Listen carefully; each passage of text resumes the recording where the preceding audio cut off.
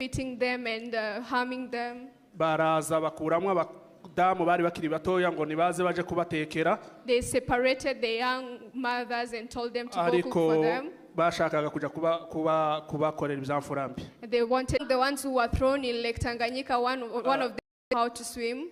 Aza koga ngo yogoroka none mu babembe. So he swam to the shore. Baramufata bamuhuza n'abajya bane bari bashoreye inka. But they took him. The news that we have from people from Kwambogo. Batubwira ko bacanye ifuro barabatwika. Abadamu bari basigaye n'abana bato.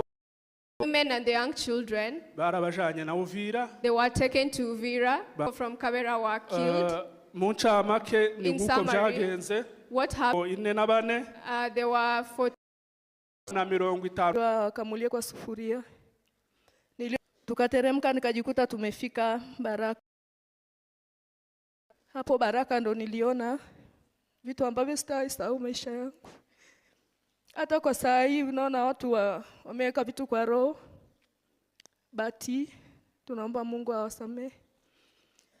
Baraka waliweza kuua watu, waliwachinja, wakaona hatuishi. Juu tulikuwa wengi sana kwa hiyo kanisa, tulikuwa tumeambiwa tumepewa hifadhi na kumbe walikuwa wanangoja tu venye tutajikusanya tukue wengi na waone venye watatuua. Walianza kuchoma kanisa kuua watu kuanzia saa 2 za usiku. Wakafikisha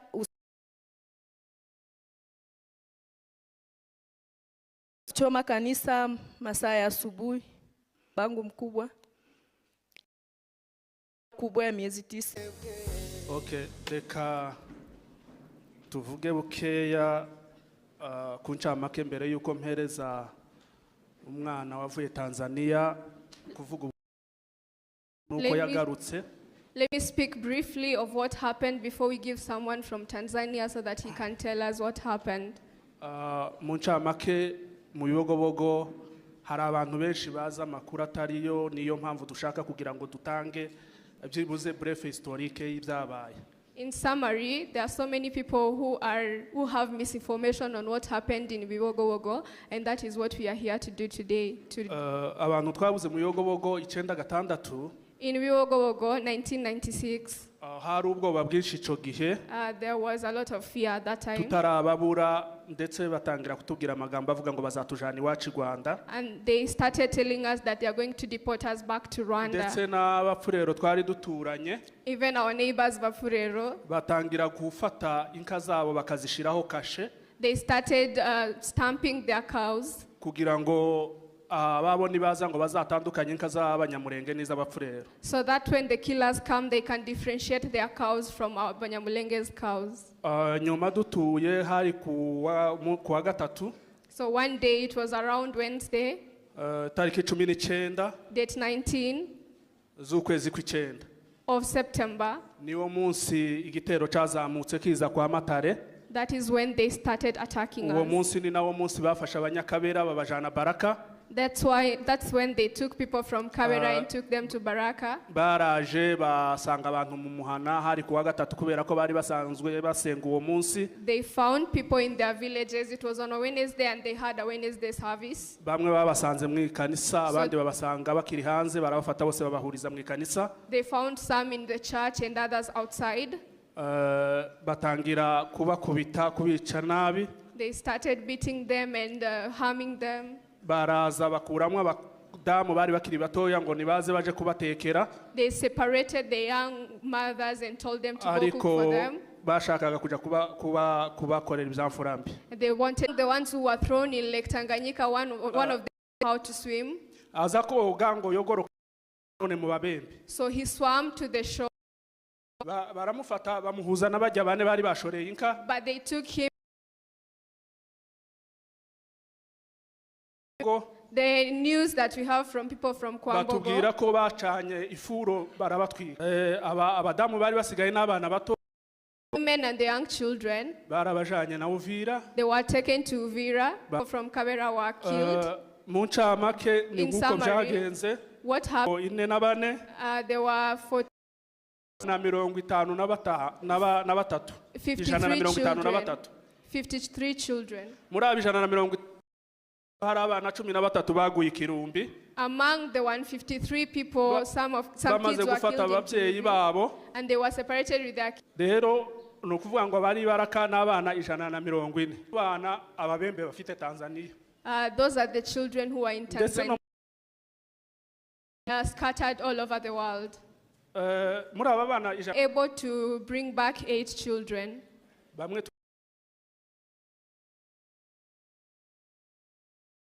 The first child we got from Babembe nishore ingabo muco was Rushore Ingabo Mucho. yabonetse 2007 Back in 2007. yaravuye Tanzania. The third one Ni Nyamunezero Fabian. was Nyamunezero. Winanoma n'uyu nguyu. This is Nyamunezero. The fourth Ningarukiye Mwiza Ngarukiye. was Mngizangimi Nakivale. He was from Uwagata Ibisengo Eunice. Bisengo Eunice. Yabonetse 2013. He was found in 2013. Twamusanze Burundi avuye Tanzania. We found him in Burundi. He was coming from Uwa Tanzania. gatandatu. The sixth. Ni Iranzi Budedeli. namubonye. Iranzi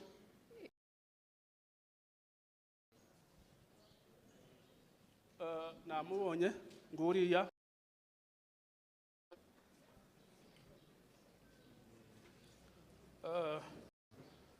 kuja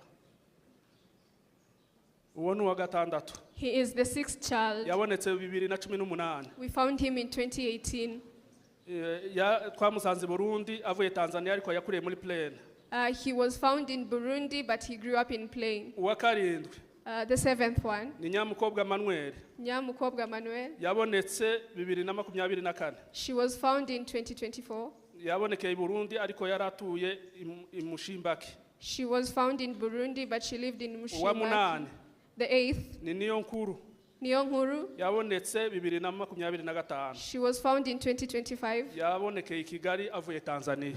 She was in Kigali. Mu izina ry'abacikacumu In the name of the survivors, turasaba abayobozi we request the leaders, amareta the atandukanye government and any other leader, abayobozi batandukanye all kind of bari mu leaders, mushitsi wacu among abakongomani babona uburenganzira bwabo so that you can fight, so that we iki can get kintu our cy'aba bana justice, bacu bakigire priority so that our children can be brought back. rwose turabibasabye We request you. murakoze. Thank you so much. Reka twumve rero umutangabuhamya Let us listen to the story that they bakagera lived Tanzania with, and up to ndetse Tanzania no kugeza bagarutse. until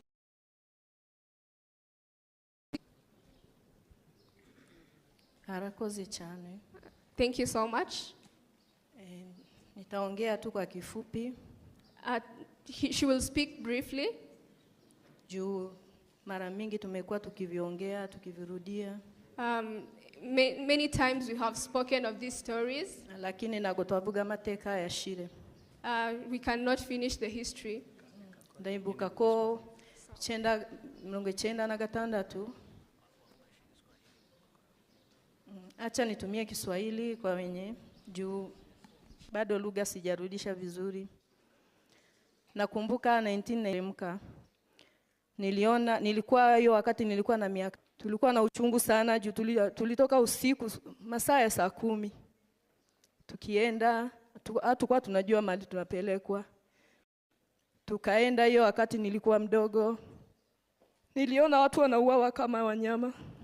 Sikuwa najua watu wanachinjwa kama kuku. Mtu na kuchinja na kuwaweka chini.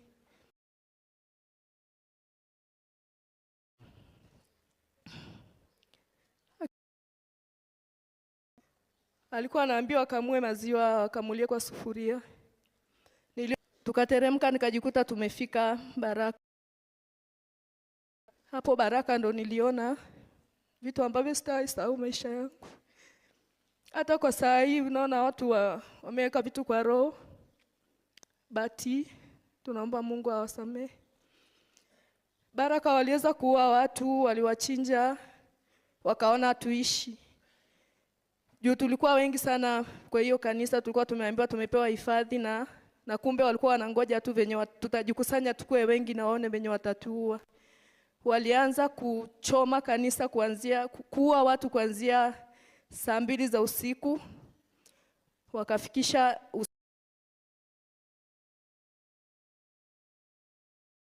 choma kanisa masaa ya asubuhi. Bangu mkubwa ya miezi 9 alidungwa miti,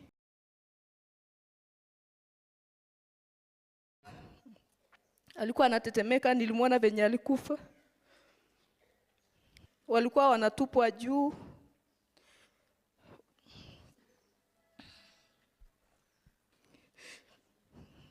Nilikuwa najiuliza, nilikuwa naona sasa mtoto wa miezi 2, miezi 3 nini. Nilijiuliza maswali mpaka saa hii najiuliza venye wale watoto waliuawa, ma innocent hawana hatia.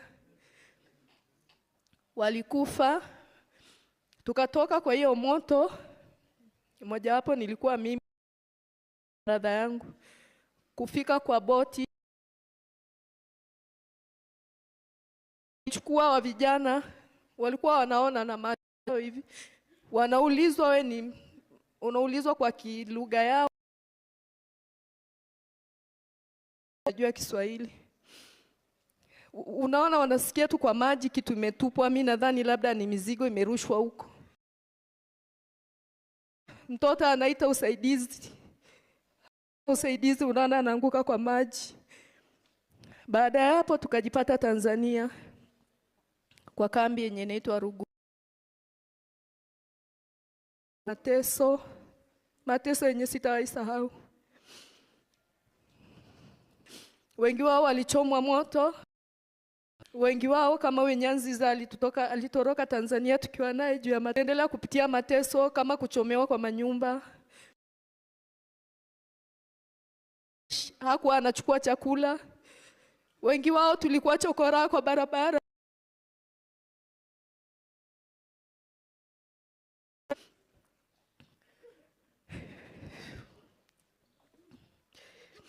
Na mpaka saa hii tunaomba usaidizi. Tumechoka kuuawa kama wanyama. Tunaomba usaidizi, na wenye wako Tanzania kila siku ninaongea nikiomba. Tunaomba mrudishe wale watoto. Sina la kuongea mengi.